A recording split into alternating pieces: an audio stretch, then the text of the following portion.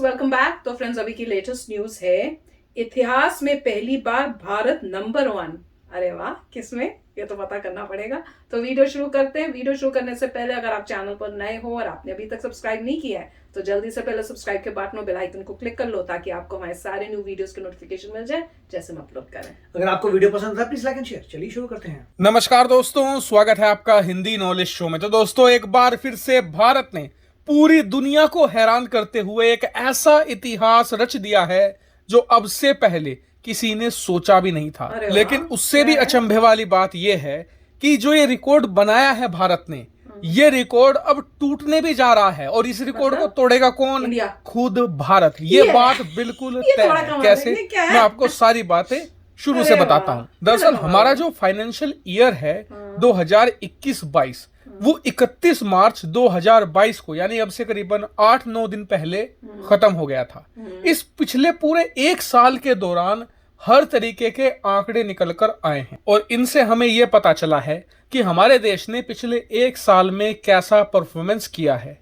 लेकिन जो सबसे चौंकाने वाला आंकड़ा है वो है एग्रीकल्चर सेक्टर का। दरअसल इतिहास में पहली बार भारत ने सारे रिकॉर्ड तोड़ते हुए 50 अरब डॉलर के एग्रीकल्चर एक्सपोर्ट कर डाले हैं। मतलब कि हमने 50 अरब डॉलर के चावल, अनाज और दूसरे ऐसी फसलें जो हमारे किसान उगाते हैं उन्हें दूसरे देशों को बेचा है। और 50 अरब डॉलर कितनी बड़ी रकम है?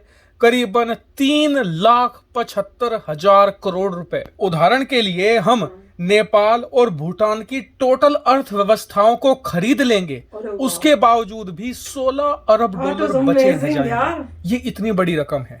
अब जरा सोचिए कि हमारे किसानों ने कितनी ज्यादा मेहनत करके इतनी सारी फसल उगाई है और उसके बाद सरकार ने भी मेहनत करके दूसरे देश के बाजारों में भारतीय फसलों को बिकवाया है। और किसान और सरकार के इस मिले जुले प्रयास का ही आज ये परिणाम है कि इतिहास में पहली बार भारत ने 50 अरब डॉलर की एग्रीकल्चर एक्सपोर्ट कर डाले हैं। लेकिन अभी बात यहां खत्म नहीं हुई है। यह बात भी ऑलरेडी कंफर्म हो गई है कि भारत ये 50 अरब डॉलर का जो रिकॉर्ड बना चुका है, ये रिकॉर्ड इस साल यानी कि फाइनेंशियल ईयर 2022-23 जो 1 अप्रैल से शुरू हो गया है और 31 मार्च 2023 तक चलेगा, इस पूरे एक साल में ये रिकॉर्ड टूट जाएगा। क्यों? क्योंकि इस साल रूस और यूक्रेन जो दुनिया के लगभग 25 से लेकर 30% गेहूं को एक्सपोर्ट करते हैं, वो इस साल अपनी फसल अंतर्राष्ट्रीय बाजारों में नहीं बेच पाएंगे। ऐसे में भारत के जो अनाज है, इसके अलावा जो दूसरी फसलें हैं, ये अंतर्राष्ट्रीय बाजारों में और ज्यादा बिकेंगी और ज्यादा महंगी होकर भी बिकेंगी। ऐसे में भारत का जो एक्सपोर्ट एग्रीकल्चर का ये और ज्यादा बढ़ेगा और जो रिकॉर्ड बना है 50 अरब डॉलर का, ये बड़ी आसानी से टूट जाएगा। तो भारत सरकार और भारतीय किसानों के इस जबरदस्त प्रदर्शन पर आपका क्या मानना है? कमेंट करके जरूर बताइएगा और प्लीज चैनल को सब्सक्राइब जरूर कीजिएगा। हम 1 मिलियन के बहुत करीब आ चुके हैं। फिलहाल इस वीडियो में इतना ही। Thank you very much for watching video. तो फ्रेंड्स, न्यूज तो बड़ी कमाल की है। जब मैंने सुना ना नंबर 1, मुझे हल्का हल्का लग रहा था शायद ये वीट से रिलेटेड होगी, पर मुझे कंफर्मेशन नहीं थी। पर जैसे उन्होंने जब उसके बाद बोला, मैंने वाओ। पर फिर मुझे ये लगा कि शायद ये रशिया यूक्रेन की वॉर की वजह से हुआ है। पर अब पता चला कि उसका एक्चुअल असर तो बाद में दिखेगा, अब इस साल में दिखेगा। तो ये तो और भी बढ़िया बात है। पर उसके बाद दिल भी दुख रहा था कि भैया खुशी तो हो रही है इंडिया को सोचकर, पर दुख ये हो रहा है कि उस वॉर की वजह से ये हो रहा है। तो वॉर तो बहुत ही गड़बड़ है यूक्रेन के लिए, जो पूरा डिस्ट्रॉय हो गया, और इस वॉर की वजह से इतने सैंक्शन जो रशिया के ऊपर पड़ गए और रशिया की भी इकोनॉमी डाउन जा रही है। तो दोनों कंट्रीज जो है सफर कर रही हैं और उससे पूरे वर्ल्ड में जो खाना और वो सब है उसकी भी तंगी हो गई। पर यही है कि इंडिया को देखो कि इंडिया ने, पहले हम लोग सोचते थे यार, दिमाग में यही होता था कि बाकी कंट्रीज तो मॉडर्न हो गई, मशीनें बना रही हैं, वेपन्स बना बना के बेच रही हैं और इतना कमा रही है, और हमारा अभी तक एग्रीकल्चर ही एक सेक्टर मेन है, हमने उसमें दूसरे एरियाज में क्यों नहीं डेवलप किया।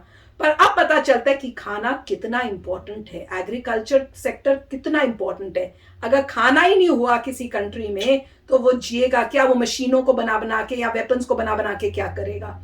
तो इंडिया ने बहुत ही समझदारी की है कि अपना एग्रीकल्चर सेक्टर जो है उसको हमेशा स्ट्रांग रखा और इंपॉर्टेंस दी है। तो वेरी नाइस।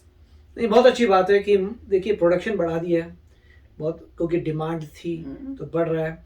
मगर एक्सपोर्ट में नंबर 1 आना मुश्किल है, क्योंकि आपको पहले अपनी जनता का पेट पालना है, उसके बाद जो बच जाएगा उसको एक्सपोर्ट करना है।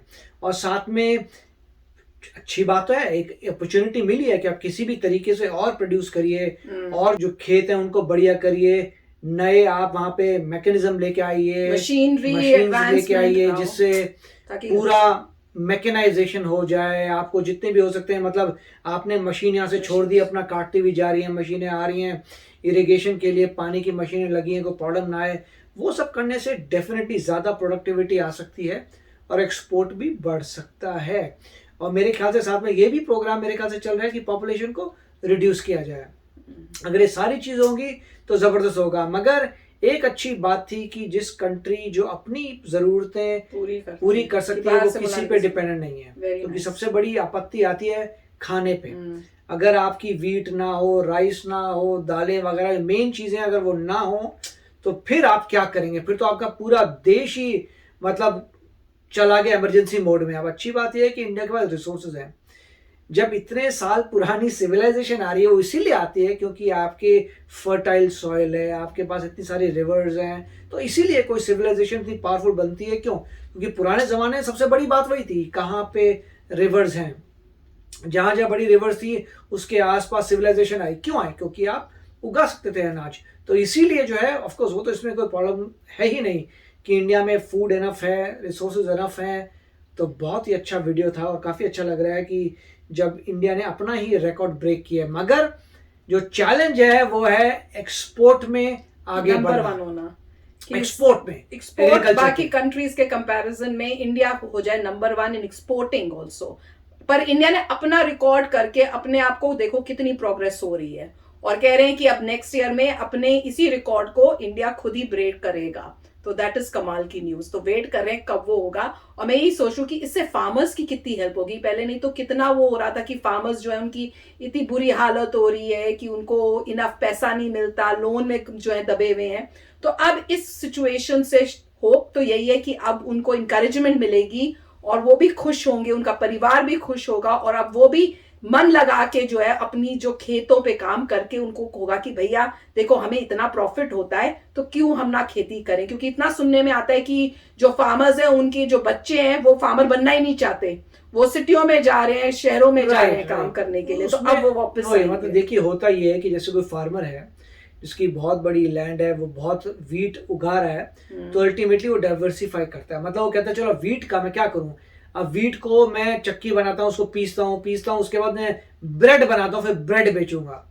तो फिर मतलब फार्मर जो है सिर्फ वीट से पूरी सप्लाई चेन कर रहा है। अब वो बेकरी में चला गया, वो अपनी वीट लेता है, उसकी ब्रेड बनाता है, उसकी चीजें बनाता है और बेचता है और उसका ब्रांड बनता है। उससे क्या होता है, पूरी जनरेशन टू जनरेशन फार्मर की आगे बढ़ती जाती है, क्योंकि अब वो सिर्फ वीट नहीं है, वीट तो छोटा सा पार्ट है, वो ब्रेड बनाते हैं, बेकरी प्रोडक्ट बनाते हैं, उसको बेचते हैं। सिमिलर जैसे अमूल है, सिर्फ उसमें यह है कि उसमें पूरा कोऑपरेटिव आया है, इसमें हर एक फार्मर कुछ ना कुछ इनोवेट कर सकता है। तो बहुत ही मजेदार, बहुत मजा ही आ गया सुन के यार आज की न्यूज। तो चलो फ्रेंड्स चलते हैं, मिलेंगे नेक्स्ट वीडियो में बहुत ही जल्द। Till then take care and bye bye. तो अगर आप मेरे इस चैनल पे नए हो तो जल्दी से सब्सक्राइब के बटन को हिट करो और बेल आइकन को क्लिक करो, ताकि आपको मेरा जब नया वीडियो मैं लगाऊं आपको उसके बारे में जल्दी से पता चल जाए।